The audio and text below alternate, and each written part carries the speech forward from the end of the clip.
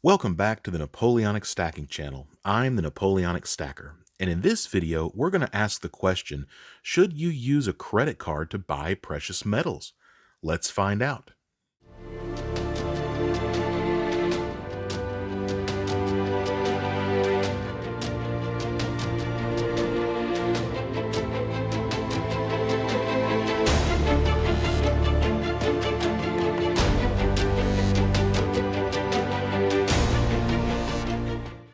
First of all, just a quick disclaimer. I'm not a financial advisor. This is for entertainment purposes only. Always do your own research before investing or buying into any asset. So the question is, should you use a credit card to buy precious metals? And I'm going to go over some of the pros and the cons. And we'll start with the cons. So typically with credit cards, they have interest rates that range, depending on if you've got really good credit, anywhere around 8%, all the way up if you have terrible credit to somewhere in the neighborhood of 26% interest. And the interest rate ultimately only matters if you're going to be rolling your debt over from month to month, because that's when you get hit with the interest. If you're one of those people that don't pay your credit card off every month and you're not disciplined enough to do that, I would highly advise you to stay away from using credit cards to buy precious metals. Make sure you're paying down that high interest debt first. Credit cards can also be dangerous if you're one of those people that tends to spend money that you don't have. And credit cards will make it easy for people to overspend on things and get themselves into debt. That's actually one of the traps of credit card companies. And if you're one of those people that are buying things above your means, it's probably not a good idea to be purchasing precious metals with a credit card. The rule of thumb that I like to use, if I can't buy something 5 times over, then I can't afford to buy it. Make sure if you're using a credit card, you've actually got the money in the bank to pay it off immediately in order for you to not have to roll that balance over and go into debt. And the third con, when it comes to buying precious metals with a credit card, all of your online bullion dealers will charge you a minimum of 3% more than if you were to use a check or money wire.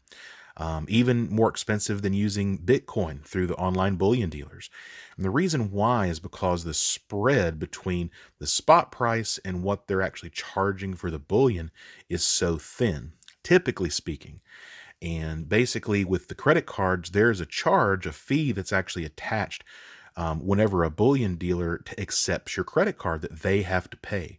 So that charge is typically passed along to you, the consumer. And at local coin shops, sometimes your local coin shop will also charge extra when you use a credit card because they have to pay those fees as well. So you're looking at a minimum of 3 to 4% more when you use your credit card to buy online or locally compared to just cash or check or even Bitcoin. So now we're at the point, why would you even want to use a credit card to purchase precious metals? Well, there's a few reasons for that. One, compared to sending the bullion dealer a check or, having the money deducted straight out of your account, when you make a purchase using your credit card, that purchase is protected and secured by the credit card company. So if something goes wrong, if a package gets lost in the mail, you can always dispute that with your credit card company and the money still stays in your account. So the credit cards work as a protection mechanism whenever you're making online purchases.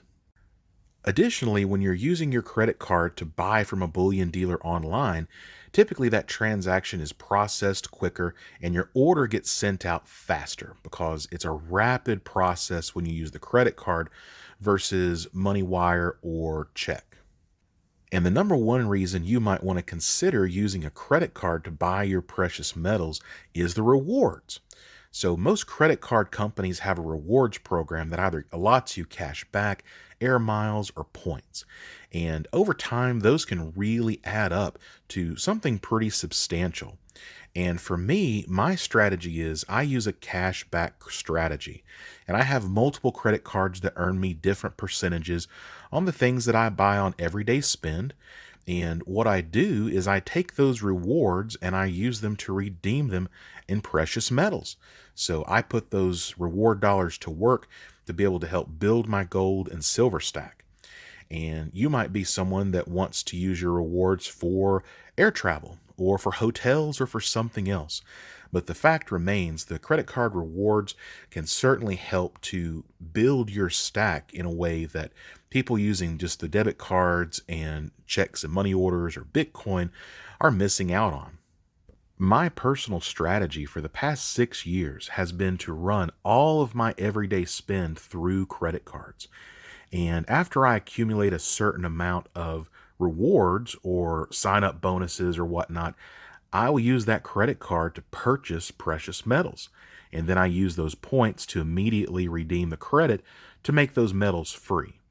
And ultimately, in my journey using credit cards and stacking precious metals, I've accumulated over $6,500 worth of rewards. And what you see here on this table is gold and silver that I accumulated for free using my credit card rewards.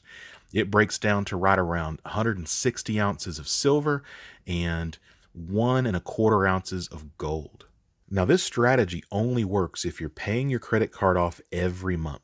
If you're paying any interest on your credit card, no matter how many rewards you're accruing, it's not going to make up for that high interest debt. So make sure you're paying your cards off every month.